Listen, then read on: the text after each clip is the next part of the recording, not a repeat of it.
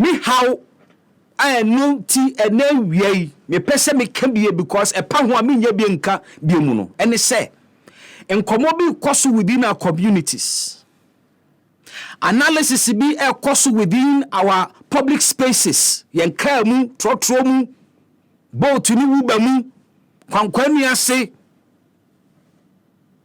and enkomo ni nyina kwakoye edniema Ghana fo be gina so de ato aba 2024 na mesre Ghana fo bebre ene Ghana manyofo ene Ghana nsemtrofo ne dawobofo se 2024 abana ye kwa akoto no, it has nothing to do with religion. Abana ye akoto no 2024 no emfa ho ene tribal obi free mu. Sadie we aye ama enunti Ghana yentimi ntwusu the right leaders a hom bedi oman nanim.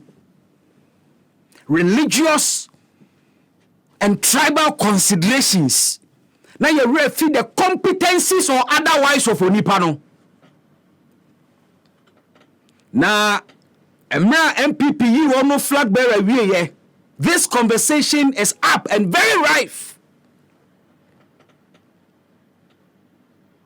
Mesre bebre se ewurade mu mienu ya omuba betu franka ma two leading political parties yi obi a track record in politics moma yemfa yani ensi ho, obi a testy executive power pen moma yemfa yani enhwe ho, obi a nya the opportunity to prove the ombetimi aye moma yemfa yani enhwe ho, obi a nya the opportunity to promise Ghanaians a pen moma yemfa yani enhwe ho, na moma yenjai the tribal and religious considerations are efiase creeping into the conversation ahead of 2024.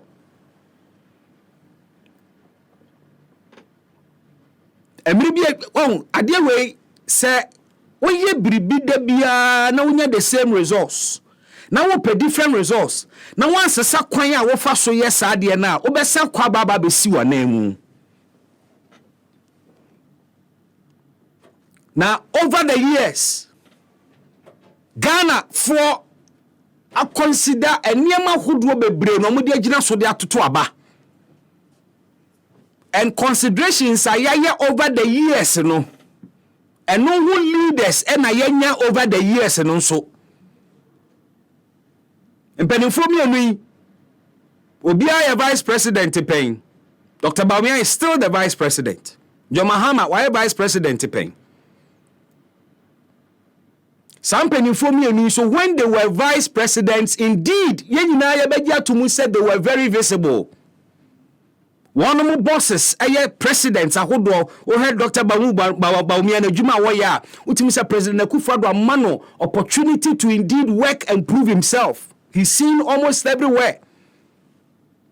And now John Mahama, vice president. Similarly, we saw John Mahama playing active role in the government of the late Professor Mills. And indeed, on one kasankasa pemu kaye, say, why are very lucky to work under him because Omano crime money ye juma pa.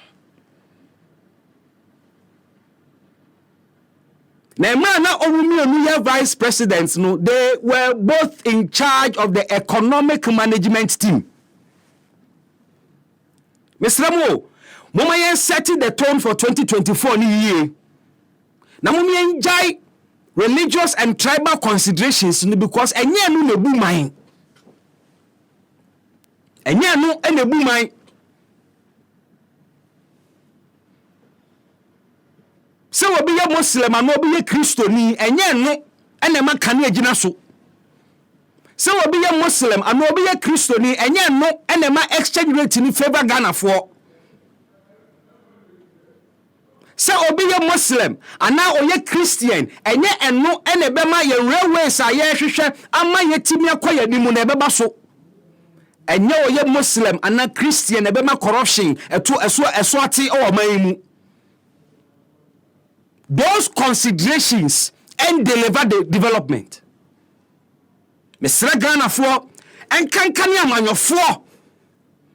Moi, in your desperate attempt to retain power, in your desperate attempt to retain power, and answer in your desperate attempt to come to power, moi, mubaya magin say, mubaba shipping religious sentiments into the campaign, any tribal sentiments into the campaign, no, Mr. Muhani Ama bia ye bi ankoya ma womo.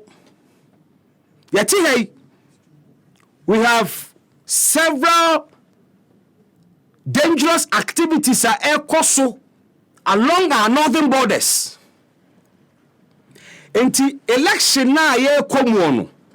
Ye set to ni ye na ye nyina ye nye clear as to the see ni so na Ghana for Islamu see eti hey obi asu economy. Obi akasa about the economy, obi aya na nema boye den, obi aya any Ghana economy, and a Ghana see the importers, they be no mu su about inflation, they be no mu su about the exchange rate, they be aya complaining rent boye den, and who send bebre, and to see a quacotua bana about what they do, and I campaign. Na sang come away and cabium na fe ye can religion ne tribala, mibusa se ba ye den na se so an yesu etwa. And you see, politicians who deliberately have started setting the tone and they are trying to push that agenda.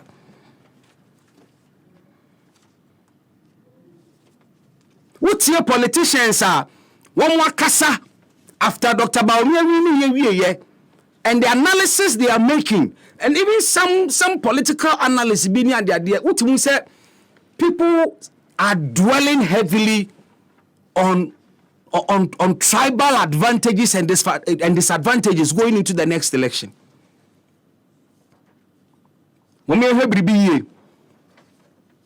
Na enyes enne ena sesuban we yahase emoayen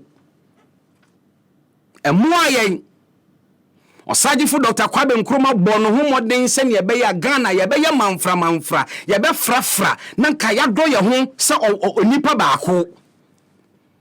Now so aya ye ba ye ho kwan ema politics ebe wuram ema ne ba be ye din si ye be hu ye nuanom na ya sere do politics are ye hu as enemies.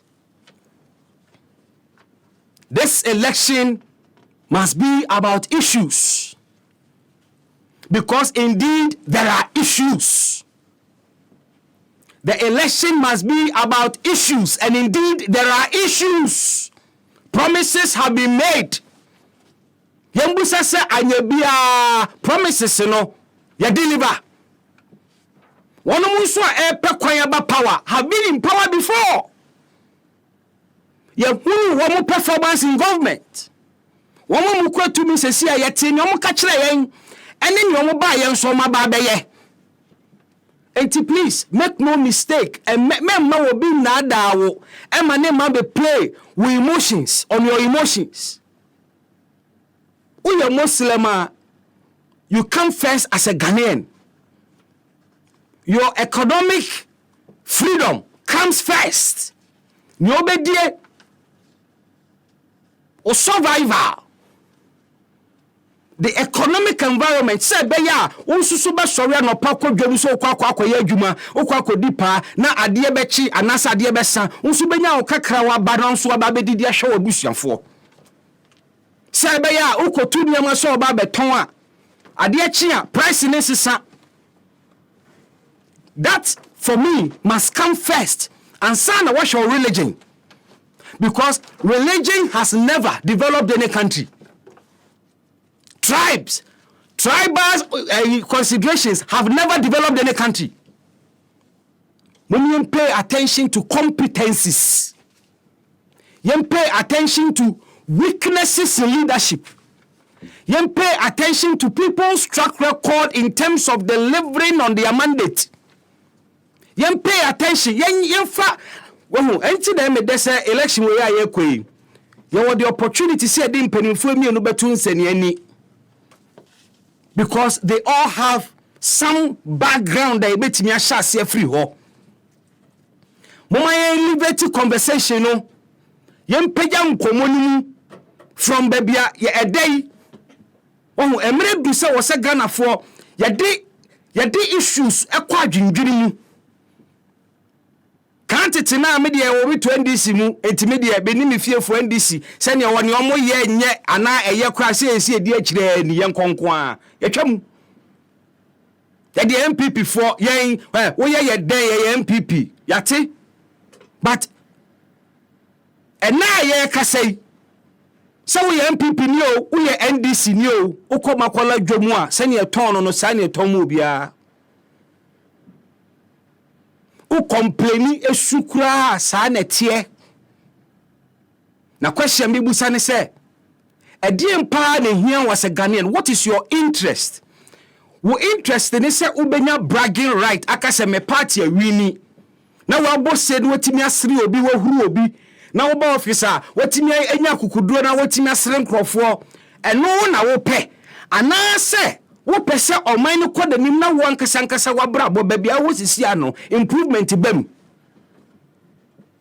se party bawini ama wanya bragging right enti ena wo be kwakoto aba dia ene na wo di hwemo ediga na hwemo wo be san baba be si wanamu asu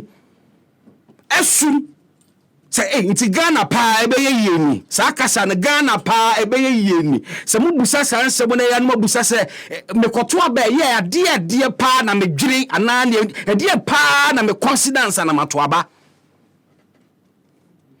adenti na wo ye NDC ni na John Mahama performance an so wani a wintimi ntuntia because the performance and so wani because ade na affect Ghana adenti na MPP din na Dr. Mawu Baumi and promises o ya wintimi anfufele ama Ghana bre na wankasa wo ton force wo MPP ni wo brebie na so still was himself for the same line na wo ya woni nyina baba be kan bom na yesu please Mama yen fayeni ensi eniema ehia so yen ma ya dwene enko eniema ebe ma oman na ko nanim yen shape the people beyond one mo baby a wo mu fie ene osom a wo mu dom religion has it is nothing obi o religious but the character yefi obi nso o nya religious now suni ne ban eche Roman father mama yanimie let's look beyond ne ebi mo fiase suggest na nya no ene be ma o man na kodanim si pe advancement let's begin to pin the people who put themselves up for public leadership to high standards and requirements. Yepe development yen fiase empini yen penny for no to high standards. Yen kasa Ghana for no, we must set some high tests for ourselves. What kind of leadership are we looking for? There be a kasa near who compare other countries. Characteristics ben yeshe free ya candy for ni mu. Obi o shaba woni so. Ene ye kokoto aba no. Eno na wo behwe ana wo hwe se wo firi me kuro mu ana ne say dem te se me de eno na behwe ewi adwendwe hu fa kwa adwendwini mu na ka hu se wo kokoto aba 7 December ewie a wa wie e kire asem no we have to bear all of its consequences. Daben ti sinupi na nokre eye baako pe